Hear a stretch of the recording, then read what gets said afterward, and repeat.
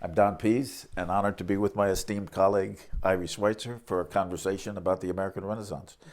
And from the beginning of your career, the American Renaissance has played a significant role both in your scholarship and in the editing work that you do. The Heath Anthology Project, which opened up the American canon and used the American Renaissance as a kind of point of leverage in order at once to resist it, but also to use it as a restorative and recovery fulcrum.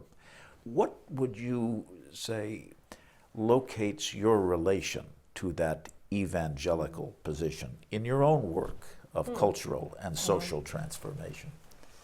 Well, people have asked me, what is a nice Jewish girl from Brooklyn doing, working on the Puritans, or Cooper for that matter? And I said, these are the people I love to hate. That it's not that I hate them, but I mean, I love to be in opposition to some extent from, and I know you appreciate that I get a lot of energy from being in opposition to the writers I'm reading. So it was so much fun to work on Winthrop. It was so much fun to work on Roger Williams, who I feel a little more, simpatico with, but he had some real problems, ideological problems. Like people like Winthrop, these are really problematic figures who we have to take for what they say, and I get a lot of, I guess, the evangelical energy from disagreeing with them and showing how the positions are rhetorical, what they are disguising, where the sleight of hand is, what's being covered up. I mean, this is really a lot of fun to do that, and also the moments in which they have, the light shines on them, and they.